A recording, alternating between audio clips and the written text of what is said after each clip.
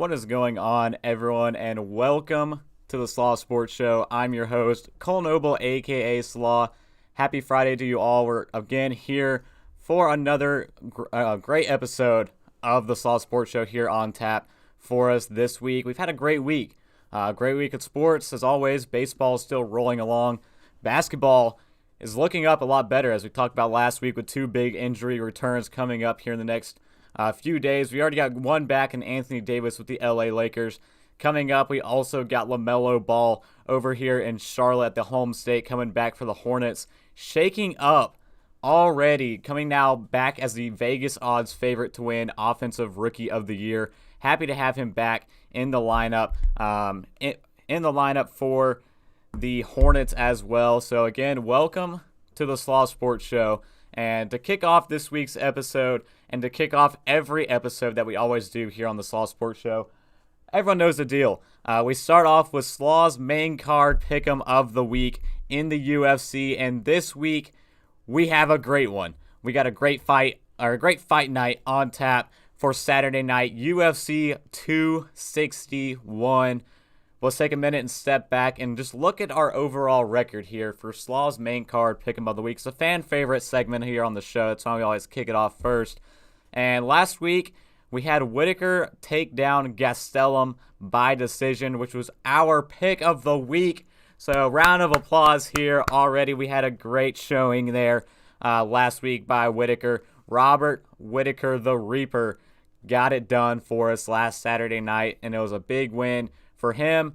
Looking forward to being the number one contender in that class. And it brings our overall record up now to 6-4 in Slaw's main card pick'em of the week. So we're feeling good. We're back in the win column for 2 straight weeks now.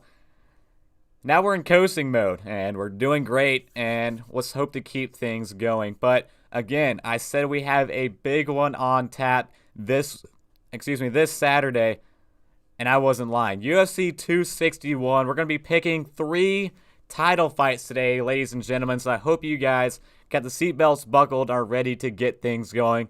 We got a women's flyweight title fight, a women's strawweight title fight, and the main card, a welterweight title fight between Kamaru Uzman and Jorge Masvidal. Second time these two fighters are going up against each other.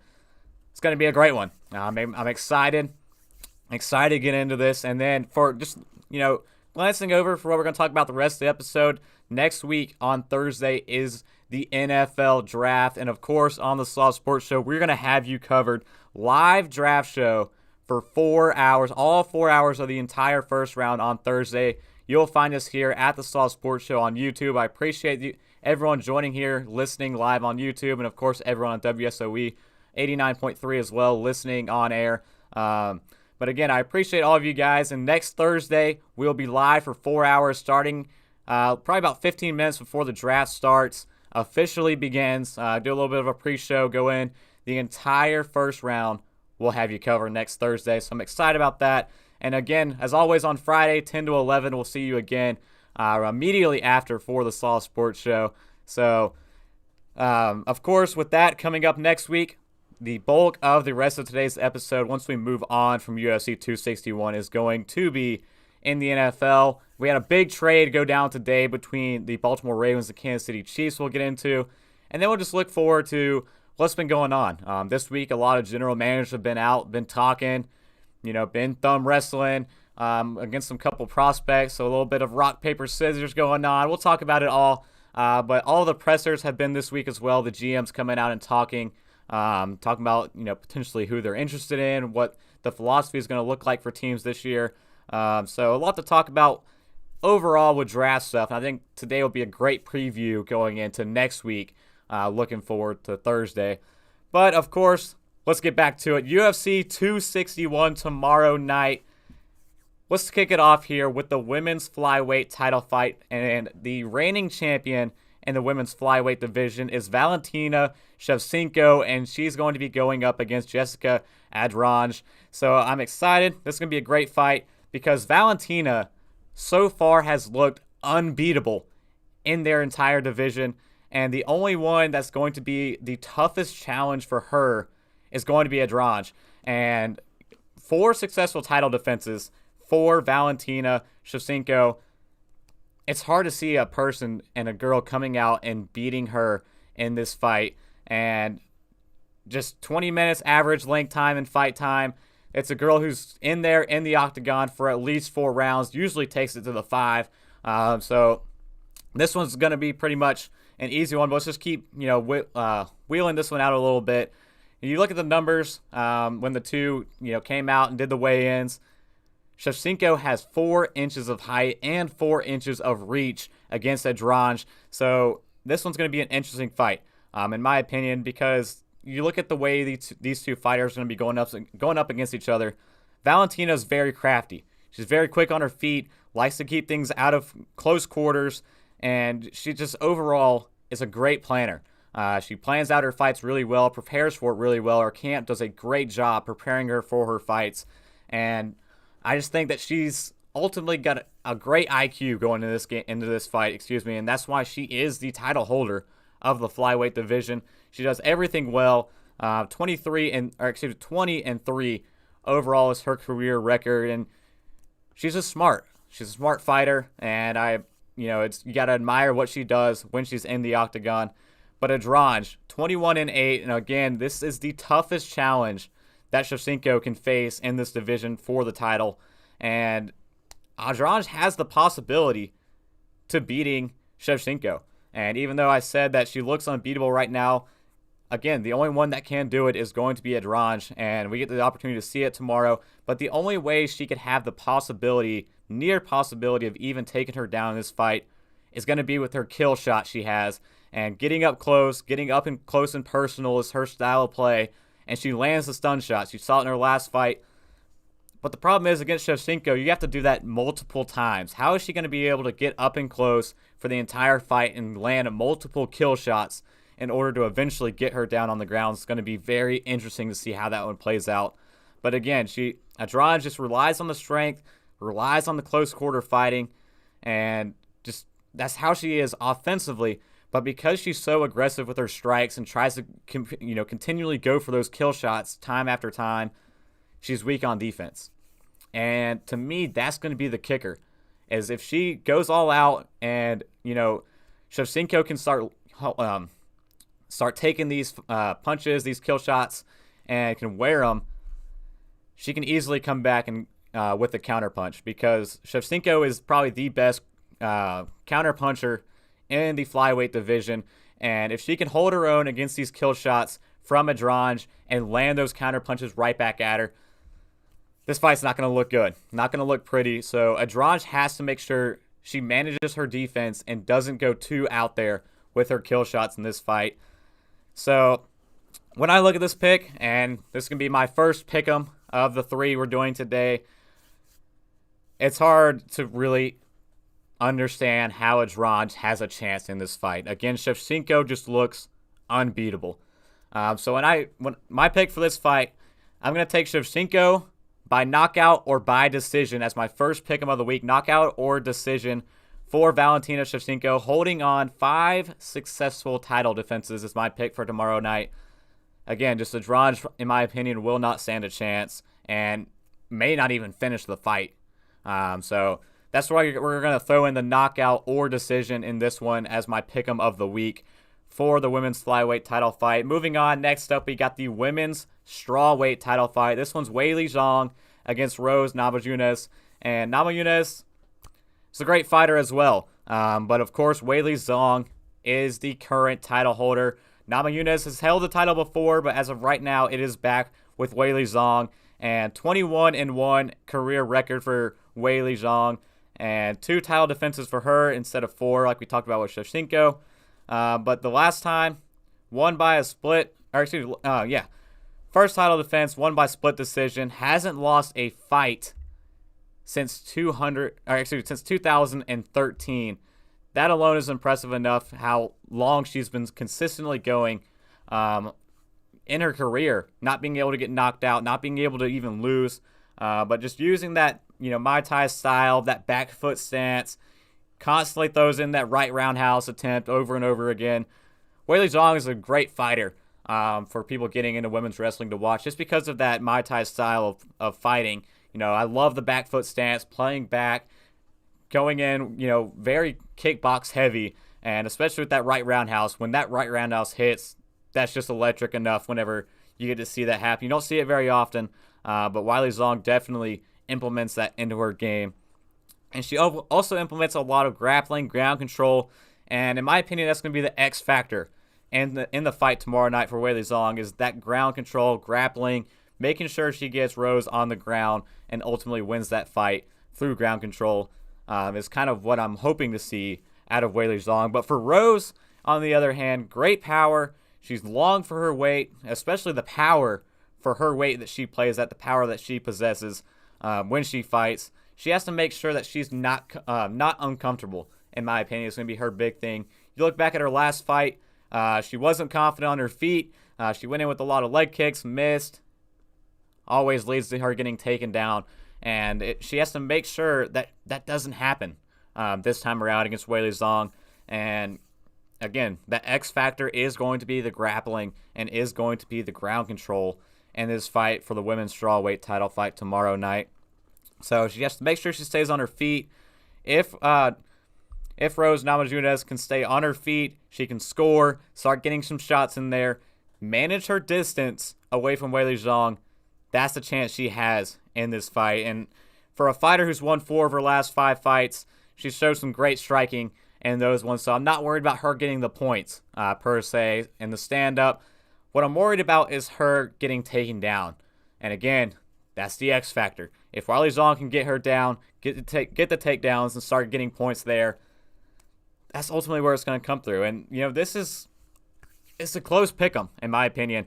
I think this fight's the closest fight that we're going to see tomorrow night on the main card is going to be this one between Weili Zhang and Rose Namajunas, because ultimately it's going to come down to if Weili Zhang can get Rose down, that's what's going to determine this fight. But if she can't do that, it's a toss-up, in my opinion, between both of these fighters.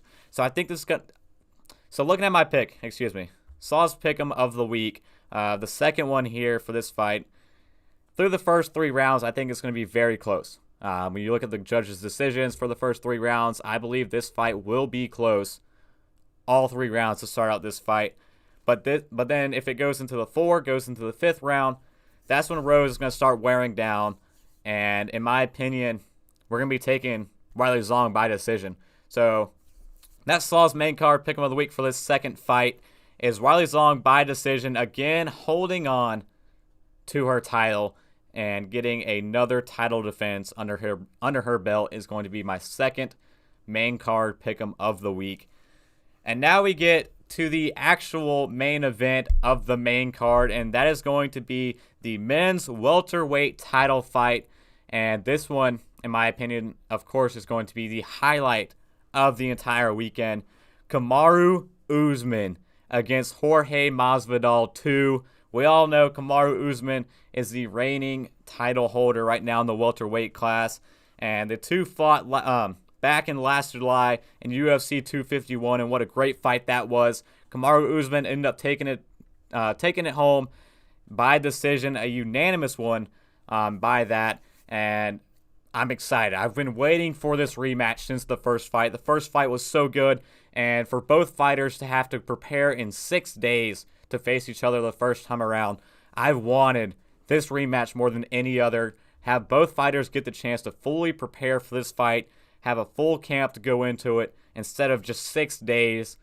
Here it is tomorrow night. Kamaru, the Nigerian Nightmare Oozman, against Jorge Masvidal. So let's go break into this fight and just talk about what we saw last time, what we're expected to see this time around between these two fighters. So Kamaru Oozman in his career, 18-1, only lost 1 time in his career. And after the last fight, Oozman came out and said that he wants to break him. He wants to break Jorge Masvidal, and he's not satisfied with the unanimous decision win that he had last time around. And I'm with him. I'm with Kamaru Oozman. I think mentally he's there. I think no one compares to him in this division. And the only person that doesn't even fight anymore, and that's Georges St. Pierre in this division. That's the comparisons now that Kamaru Uzman and the legacy he's creating inside of this division. Just his mid-fight adjustments, they're just unparalleled. What he can do and what he learns from his opponent during the fight and brings it into the next round, into the next round, into the next round. We don't see that from any other fighter, the way that Kamaru Uzman does it.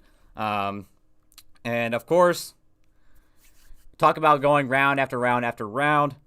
That's Kamaru Uzman's playing style. That's his fighting style. He's gone the distance in 5 of his last 7 fights. And, that's what happened last time against Jorge Masvidal with the unanimous decision. But now he's looking for his 4th straight title defense and 14 straight wins tomorrow night against Jorge Masvidal. So that's all we have for Oozman. What about Mazvidal on the other side? What does he need to do in this fight? Because Kamaru Uzman, he's going to come in and play his game and fight his fight like always. And of course, we know where his head is at, wanting to break Jorge Masvidal. But for Masvidal, he needs to learn from his mistakes the last time he fought against Kamaru Uzman. And what really, hurt him last time back in July was the fact that Kamaru Uzman was just able to completely smother him against the fence, get him down, and just wail on him. And then, of course, Jorge Masvidal is great at getting back up and great at his takedown defense, especially on the fence, getting back up whenever he's, backed against the fence. So, in my opinion, he's got to learn to keep his distance, get away from Oozman. If he starts kicking, Oozman's just going to take him down again, just like we saw last time. And of course, that's Jorge Masvidal's game, is being able to kick and using his legs in this fight. But that's what hurt him last time he faced off against Kamaru Uzman. So, in my opinion, this time around, Masvidal's got to learn to get off the fence. He can't get backed up against Kamaru Uzman. Masvidal's got to learn to get off the fence, create space, and then attack whenever he has that space created in front of him. And if Masvidal can do that, if he can, step back and be able to get a read against Kamaru Uzman and figure out what he's doing, start landing some punches, start landing some strikes, and getting some points, he has a shot to beat him. He has a shot to beat Kamaru Uzman tomorrow night, but only if he can do that. Only if he gets that separation. On the other hand, if Oozman starts getting, inside, starts smothering him like he did last time, this one's just going to be over quick. And if not, wear out all the way till the end like it did last time. But again, the kicker of this fight, and this is what people need to understand, is the last time these two fighters, faced off, Kamaru Uzman and Jorge Masvidal, they had 6 days to prepare for that fight the first time around and went to a unanimous decision. This time around, they've had a full camp to prepare for each other, and they've been waiting for each other. They've seen each other once. They got the film to go back and look at and check out.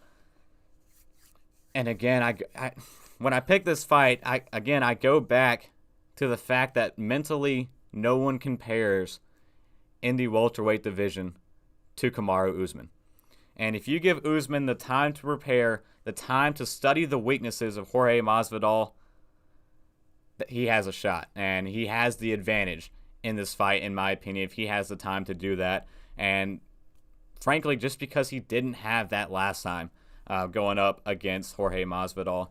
So for my pick of the week, this is going to be the Final Slaws main card pick'em of the week for UFC 261. I'm going to take a Kamaru Uzman knockout early in this fight. It's his fight to win, and I think he's going to do it again.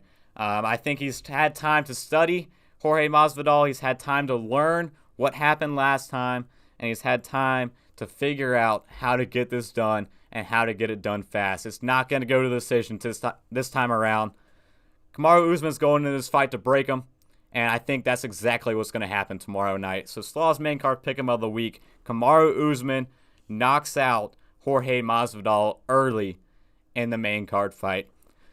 So let's look back here at my 3 picks of the week. Again, a 6-4 record overall in Slaw's main card pick'ems of the week. The women's flyweight title fight, we are picking Shevchenko by knockout or decision. A toss-up. I'm just going with both knockout or decision against Andrade. In the second fight, women's strawweight title fight, I'm going with Willie Zhang by the decision against Rose Namajunas. And then for the final one, men's welterweight title fight, again, Kamaru, Oozman. Knockout early in this one. And that is going to be the 3 Slaws main card pick'ems of the week for tomorrow night, UFC 261. We're going to take a quick break, and when we come back, it's all draft talk here in the NFL. A lot to talk about, and of course, the big trade that went down today. So stick with us. We're going to take a quick break, about 4 or 5 minutes, and we'll come back here on the Slaw Sports Show.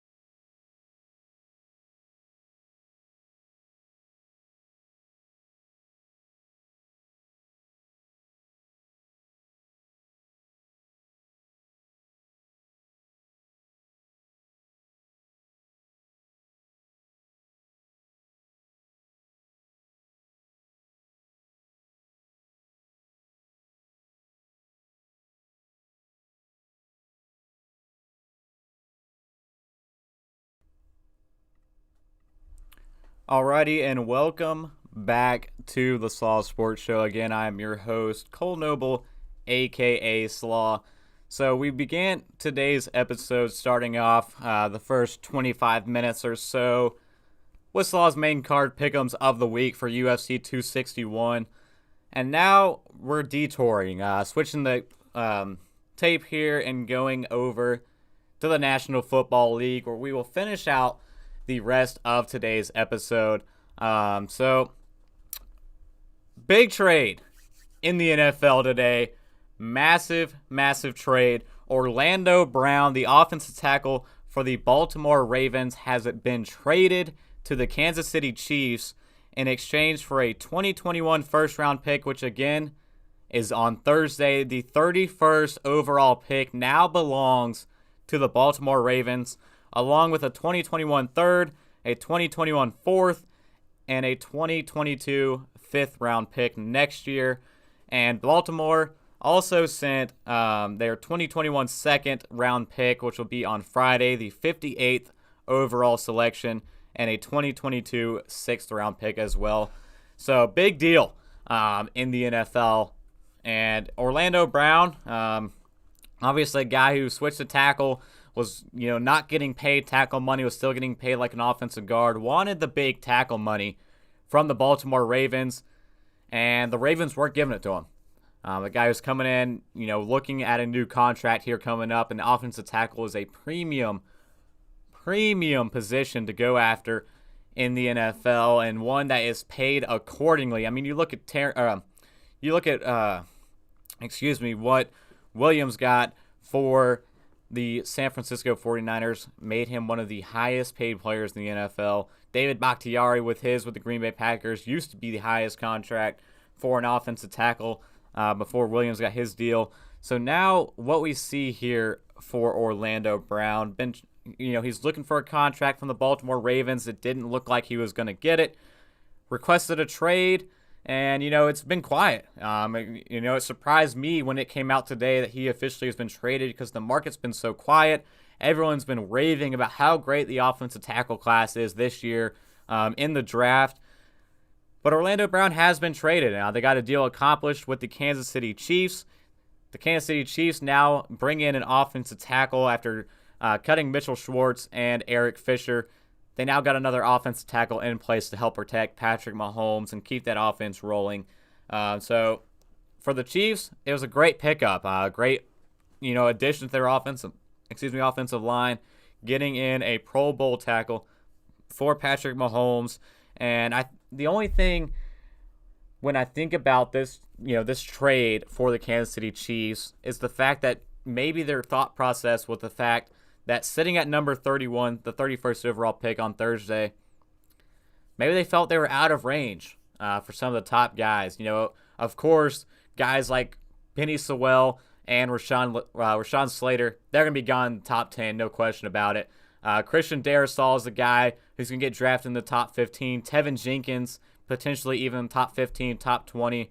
And, Elijah Vera Tucker, a guy who lines up as guard, but also has talent at tackle and has had experience at tackle as well. He's going to be gone well before the top 20s, I believe, as well. So the Chiefs sitting at 31, they must have, felt like they were in a spot where they couldn't just acquire the offensive tackle that they were looking for their offense. And my mock drafts, I had them getting Samuel Cosmi out of Texas. I thought he would have been a worthwhile offensive tackle for them to pick up at 31.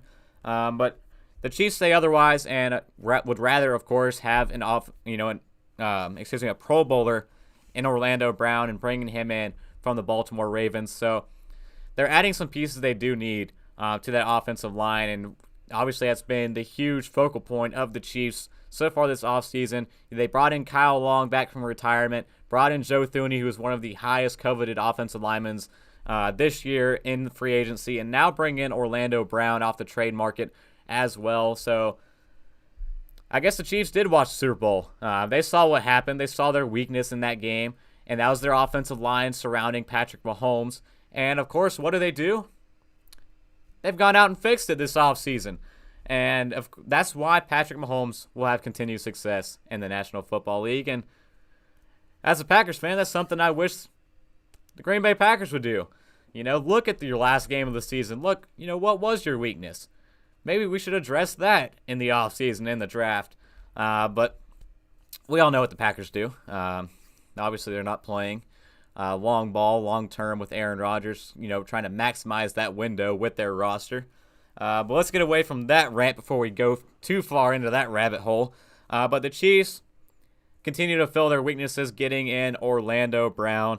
And the unfortunate part for the Kansas City Chiefs in this deal is the fact that they're now going to have to pay Orlando Brown that big money deal that he wants as an offensive tackle. And it's going to be top offensive tackle money we're talking here, maybe upwards to the $100 million range for Orlando Brown on his new deal he will now have to sign with the Kansas City Chiefs. But the Chiefs, if they feel like it's worth, if they didn't feel like it's worth it already trading their first round pick for Orlando Brown, I feel like it's going to be pretty evident that this is their guy. They went out before the draft and they got him. And of course, I think that they will be more than willing here to pay him his his top money that he wants. So let's look at the flip side of this trade and the other team trading away Orlando Brown, the Baltimore Ravens. Ravens got off Orlando Brown. That was all expected. We figured it would happen at some point during the offseason.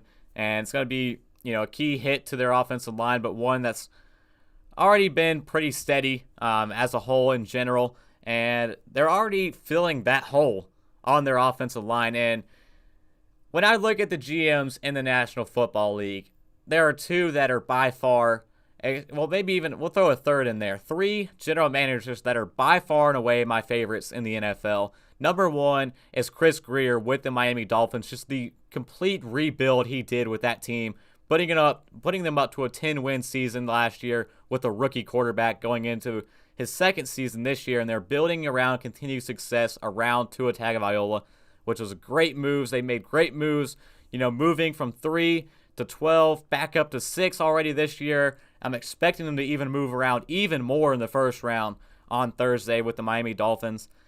My number 2 favorite general manager is Chris Ballard for the Indianapolis Colts, and we'll get into him more later in today's episode. And number 3 is Eric DeCosta with the Baltimore Ravens, because he knows how to maximize draft capital. Plain simply forward, this guy knows how to handle his picks, and this guy knows how to handle trades.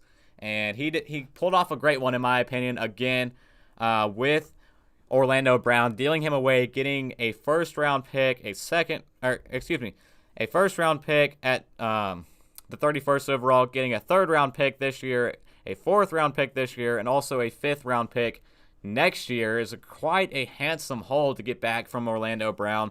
Granted, you are giving up your second-round pick, but replacing that now with 2 first here, and you can even do what you want with those two at 27 and 31 in the first round. You can move up with both those picks to get up into the top 15, possibly even top 12, top 10 if you want to deal those 2 picks and move way up, which would be a bold move by Eric DeCosta. But also, you can trade, maybe trade back from 31, get your seconds back, and build up even more third-round picks and mid-round picks. Something also that DeCosta now has in his think tank to look forward to the draft. But the big thing, I think, for the Baltimore Ravens is what they announced immediately after the trade, is that they will be signing Alejandro Villanueva, the former offensive tackle for the Pittsburgh Steelers, after the draft. So Eric DeCosta now, he knows in his back pocket he has the need filled at offensive tackle that has just been created with the trade of Orlando Brown. He's going to fill it immediately after the draft with Alejandro Villanueva, and now has 2 first-round picks again, 27 and 31 in the first round on Thursday to work with. And Baltimore's in great shape right now. And I went back and forth with my mock drafts. My mock draft 1.0, I had them going wide receiver Rashad Bateman out of Minnesota. I said, from the beginning that Baltimore needs to look at getting a wide receiver who can be their number 1 target for Lamar Jackson, because it's not Marquise Brown. Now, granted, Marquise Brown I still think has potential to be a great receiver and a solid receiver for the Baltimore Ravens, but he is not a number 1 guy. It's not his style. It's not how he is. He hasn't done it thus far. He's not your number 1 guy. Sammy Watkins, who you brought in free agency, not your number 1 guy either. They still need that number 1 guy for the Baltimore Ravens, and they have to get it in the first round. And my first mock draft, I said it would be Rashad Bateman. As of right now, Rashad Bateman's stock's grown a little bit, beyond 27. So there could be a shot he falls to him there at 27. But if not, I think at 27 or 31, Baltimore easily could go with Terrace Marshall from LSU and get their bulk big guy. And, Terrace Marshall, while he's a big guy, still ran, just as fast of a 40-yard dash as Jamar Chase, and he's, 2 or 3 inches taller than him. This guy is set to be a number 1 wide receiver for an offense that already has their speed guy on deck. And, like they do, they got their possession guy in Sammy Watkins, speed guy in Marquise Brown. I think Terrace Marshall at 27 or, again, 31 would be a great pickup and a great draft by the Baltimore Ravens. And the other, hole in need I saw with the Baltimore Ravens, and I, thought about this one with my second 2.0 mock draft, is edge rusher for the Baltimore Ravens. And they, lost Matt Judon in free agency at outside linebacker. And then on the D-line, they also lost Yannick Ngakoue. He left and signed with the Las Vegas Raiders. So in my second mock draft, I believe I had Jason Owe out of Penn State going to him. But again, whoever's available at 27 or 31, let's keep it hypothetical here. Say 31, you go with Terrace Marshall there out of LSU at wide receiver. He makes it past the Saints, makes it past Chicago, and say Bateman goes early in the draft. So now Terrace Marshall falls to him at 31. Huge pickup, A+ right there. Or we'll say A- right there pick if they get Terrace Marshall at 31. But 27, I think, is a value pick here for the Baltimore Ravens, where they address their edge of their pass rush in this one. You got guys like Jalen Phillips that could be there. Gregory Rousseau could fall. Jason Owe, like I had in my mock draft, he could be even possibly there, would be a great value pick at 27. And even guys like Joseph Osai could also be there at 27. So Baltimore now with 2 first-round picks can address their 2 huge glaring needs they have on their roster early on, just in day 1 of this draft, if they elect to pick with both of those selections. So Baltimore and Eric DeCosta, I have high hopes for. They've always find great value every single year. Last year, look what they did. First round, they got Patrick Queen at linebacker, was a huge part of their success on their defense, and started coming on his own toward second half of the season. And then on offense, second round, they went in and got J.K. Dobbins out of Ohio State, and we all know the great year he had with the Baltimore Ravens in that rushing offense last year. So now this year with 2 first-round picks, I think Baltimore will hit it again and get 2 stud players, whatever it may be. Right now, I'm leaning towards Jason Owe at 27 and Terrace Marshall at 31 would be prime and perfect selections for the Baltimore Ravens. And Kansas City, I think they can get by here and squeak by without having a first-round pick, and will likely be all right going forward. Pick up 2 seconds. Their second, and of course Baltimore's second coming over with this trade. Kansas City always finds value in the later rounds anyways, and I don't think they don't have the massive holes. It's the Kansas City Chiefs. What holes do they really have now that they got Orlando Brown that they need to fill with immediate talent in the first round? They're going to find some quality positional players and quality depth pieces in the draft and be set going forward in the NFL draft as it progresses. So let's continue on here. Just continue with the draft talk. So right now, all the birds and the bees and the smoke and the tree and the birds and the bees, the smoke and the tea leaves. What they're all saying right now is that it's seeming more and more likely that we might potentially see the Los Angeles Chargers and even the Arizona Cardinals potentially being willing to trading up into the first round into the top 10 on Thursday. Not just the first round, but the top 10 selections. The LA Chargers leaning heavily at offensive tackle, looking like they're going to trade up for potentially Penei Sewell out of Oregon, or even Rashawn Slater out of Northwestern. And Arizona, the Cardinals, what the smoke and the tea leaves, could be either one. But what the rumblings coming out of Arizona are saying is that they could trade up into the top 10 and potentially land one of the top wideouts in this year's draft class. So that's something to keep an eye on. 2 teams potentially could trade up into the top 10 and get value picks there in a trade on Thursday. And could happen before, could happen during the selection and during the pick on Thursday. And some other things I want to talk about. Chris Ballard, like I said, my third top tier GM in my opinion with the Indianapolis Colts. He came out and had a great quote today at his presser when talking about the NFL draft, and he said, It's not exact science. You need a little luck in the NFL draft, and the more picks you have, the more chances of hitting and getting that luck in the draft. And Chris Ballard's a guy who the draft's his thing as well. He loves picks. He loves building the arsenal and the ammo in the draft. And right now, it's not sitting pretty with the Indianapolis Colts. They made a couple trades here and there, and just their draft pick range. Not getting any comp picks as well. Trading picks, of course, for Carson Wentz at quarterback. So the Indianapolis Colts currently sitting at the 21st overall pick, in my opinion, are looking like strong trade down team right now in the first round at 21. I think they'll put something together to move down the board, select, get handsome value in return in terms of draft capital in order to continue building that roster that they're creating in Indianapolis.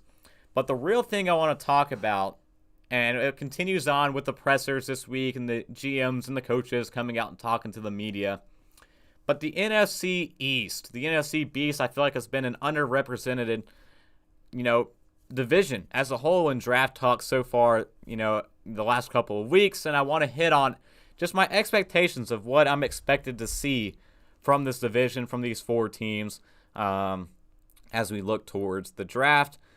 So let's start off with the Philadelphia Eagles. And the Philadelphia Eagles currently now sitting at number 12, thanks to the trade with the Miami Dolphins, moved from 6 down to 12.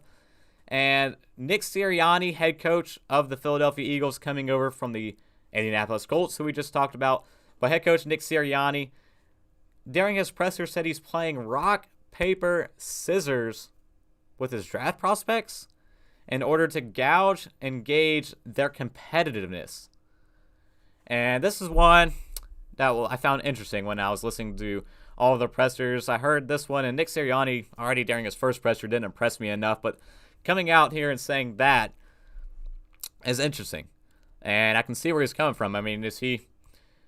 And, I heard this on the Pat McAfee show first, but Nick Sirianni gauging competitiveness with the prospects in, simple games like rock, paper, scissors could be a smart. I mean, like Pat McAfee said, if you're beating a guy, all of a sudden the guy gets mad and starts cussing you out, you want to draft that guy. You want that guy on your team. You like that level of competitiveness, a guy that's not going to lose. So I just think it's interesting. I think it's fun. These little quirky games that coaches and war rooms are playing with prospects to, weigh prospects, see how they like them, see if they're going to be a good fit or not. This is a great motto, great thing to go for, and just all in all, a great decision by Nick Sirianni. I think, why not? Why not play a little rock, paper, scissors with some first-round prospects and see how you like the guy? What better way to learn more about a person than start gauging their competitiveness and rile them up during a game like rock, paper, scissors? But the big headline from Nick Sirianni's presser is the fact that he did not, and we'll pull it up right here, he did not name Jalen Hurts as the starting quarterback for the Philadelphia Eagles, even after the Carson Wentz trade is over. And yes, they brought in Joe Flacco, who we all know is an elite quarterback, elite Joe Flacco. Brought him in as the backup. I mean, is Nick Sirianni saying it's going to be an open competition here, thanks to Bleacher Report?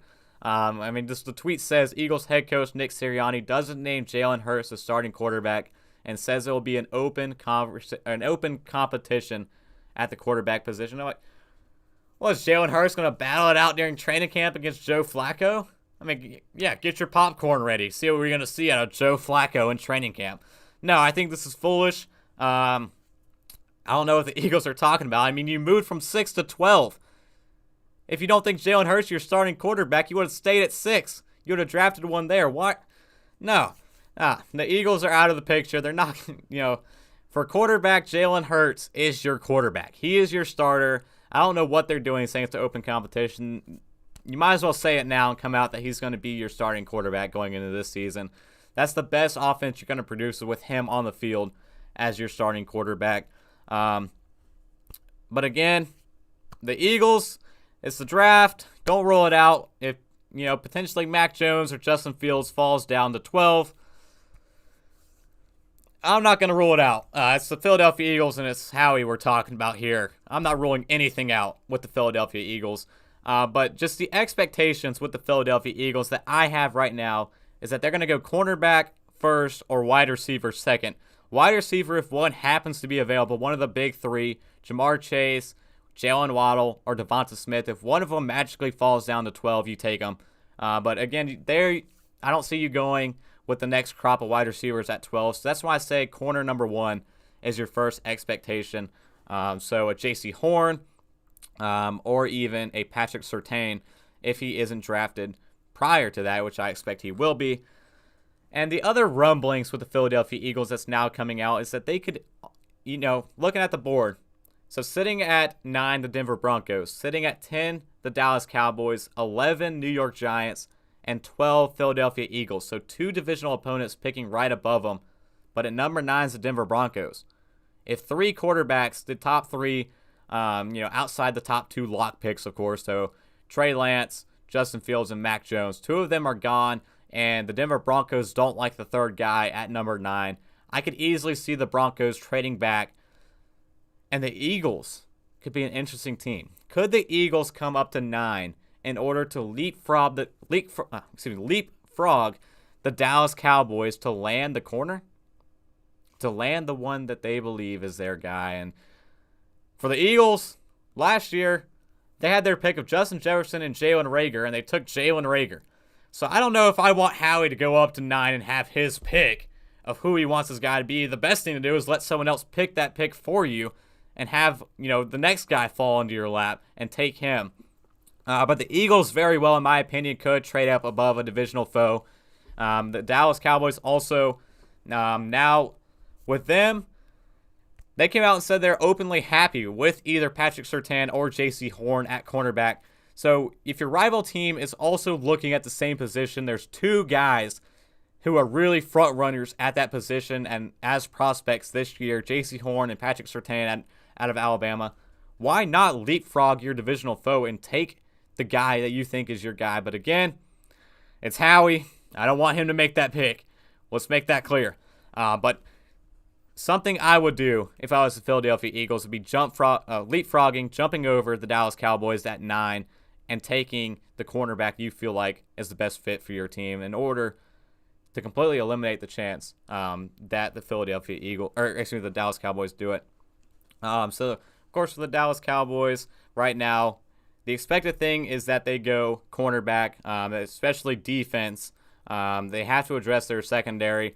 So at 10, they're going to take either Horn or Surtain, one of those 2 guys, whichever one is available to them. And, the rumblings for the Dallas Cowboys is the fact that they like Kyle Pitts at tight end, the unicorn, perennial, best prospect we've seen as a tight end. The Dallas Cowboys like him, but it's not looking like they're going to trade up for him, and no shot, no way does he fall to him at number 10. So with that looking going forward, Dallas Cowboys stay at 10. I think they're going to take one of the cornerbacks there, J.C. Horn or Patrick Surtain.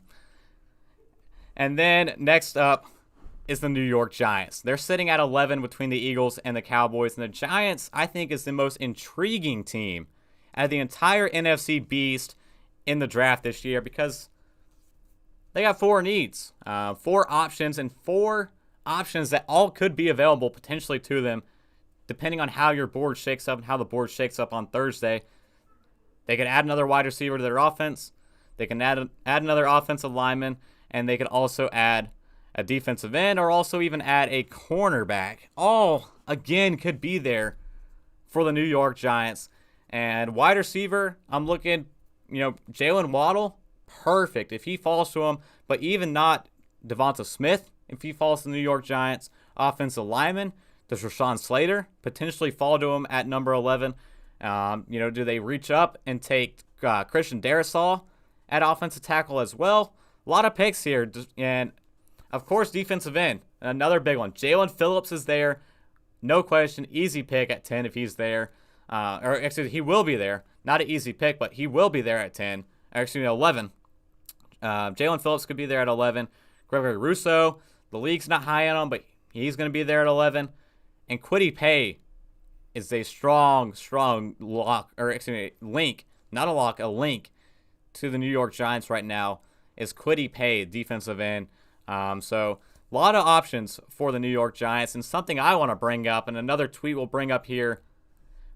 At My Sports Update, NFL Update, says that the Giants general manager Dave Gettleman, who has never, ever traded down in any round in any of his 8 years as a general manager, told reporters earlier in the week that he's discussed trading down in the draft in the past. He's had opportunities to do so, but ultimately it didn't work out. And in quotes, "I'm not going to get fleeced. It's almost like an urban myth. I've tried." Yeah, shut up, Dave Gettleman. No. If you tried, you would have done it. You're not a trade down guy. Don't even stop with the smoke. You've never in your 8 years been a trade down guy. And he's bringing it up here again to make people think they're interested in coming up to 11. It's not going to happen. The New York Giants are staying at 11. Dave Gettleman is, don't buy it. Don't buy that, crap at all. When you look at draft talk, coach talk, GM talk, anything during draft season, there's the smoke and there's the tea leaves. You read the tea leaves, ignore the smoke. This was flat out smoke. Dave Gettleman has never been interested in trading down, has never, thought about getting fleeced for trading down. No, not at all. The Giants will not be trading down. That smoke screen at its finest. The Giants will stay at 11, and in my opinion, will take one of the defensive ends. I think the wide receivers will be gone, the corners will be gone, and potentially the offensive linemen all will be gone as well by then, except for Christian Darrisaw. But at 11, I think that's too high for the offensive tackle out of Virginia Tech to go. So I'm leaning towards defensive end. Yes, they brought back Leonard Williams. Calm down. Yes, they brought back Leonard Williams, but at the same time, I could see them improving their pass rush even more on defense for the New York Football Giants. And lastly, and last but not least, in the NFC East is the Washington Football Team. And I said the Giants were the most intriguing NFC East team in the draft on Thursday. Washington Football Team has to be the most confusing because I flat out have no idea what they even value. I have no idea what they're even going to go for. I mean, they had a great offseason bringing in Will Jackson, bringing in Curtis Samuel, bringing in Ryan Fitzpatrick, bringing back Brandon Sharif as well on the offensive line. Washington Football Team made a lot of key pieces for a team that was a playoff team last year and brought in a lot of great talent in the offseason, in free agency. I have no idea what they're going to do in the draft. Sitting at number 19 in the first round, the 19th overall pick, I don't know what they're going to do, to be quite frank with you. Washington Football Team, they can make a run at Mac Jones if you start sliding and, add their long-term quarterback that will sit this year behind Ryan Fitzpatrick. That could happen. The Washington Football Team can go wide receiver and get a guy like Kadarius Toney or even Rashad Bateman out of Minnesota. I think Bateman would be the better fit. Being a big body wide receiver, they added their slot guy already with Adam Humphries and also Curtis Samuel. So I don't think they will go Kadarius Toney, but Rashad Bateman, maybe, to the Washington Football Team. Pair him up with Terry McLaurin and Curtis Samuel in that offense. They can go defense. Defensively, obviously they're going to have to go linebacker, but 3 linebackers could be there for them as well. Zaven Collins out of Tulsa. Jeremiah Owusu-Koramoah could be there out of Notre Dame. Nick Bolton out of Missouri.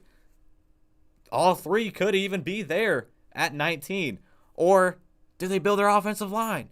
Do they go with a guy on the inside like Elijah Vera Tucker out of USC to protect Ryan Fitzmagic in the interior of their offensive line? Because I feel like that's a big hole that Washington has still on their roster, is the interior of their offensive line. And, reportedly they were in on the Orlando Brown trade we talked about earlier. Didn't want to give up multiple picks, including the 19th overall pick. Rightfully so, in my opinion, stay at 19. Great value with their pick in the first round. So that they missed out, just walked away from the first pick, that trade pick with Orlando Brown coming over. But their offensive line needs some work on the interior. Elijah Vera Tucker obviously would be a huge come-in, plug-and-play guy at guard for that offense, and a guy who's versatile. He can play multiple positions. He's great at both of them. Great run blocker in the run game, which would be huge for Antonio Gibson to work in that offense. I don't know what to go with. I do not know what the Washington football team will do in the first round. Quarterback, wide receiver, linebacker, offensive line. They're all cards are on the table for the Washington football team. And yes, that's intriguing. But to me, that's confusing because this weekend I will be having my final mock draft of the season come out, my Slaws 3.0 mock draft, the final one. Again, I'm doing before Thursday's draft, and that's where I'm locking in my picks. I don't know what I'm going with. I don't know how I will see this go down ultimately with the Washington football team sitting at the 19th overall pick. It's all things that will, of course, be interesting and exciting to watch once we get closer to Thursday. But that's all we have for this week's episode of the Slaw Sports Show. I just want to really hit on the NFC East as a whole, hit on the big Orlando Brown trade that was blockbuster in my opinion that came out today. Did not see that coming out at all. Was prepping for the show actually, and that came out, and I was like, all right, that's what we're doing today. But again, a lot of pressers this week, a lot of GM talk, a lot of smoke on one side, tea leaves on the other side. What do you listen to? What do you don't? Confusing stuff.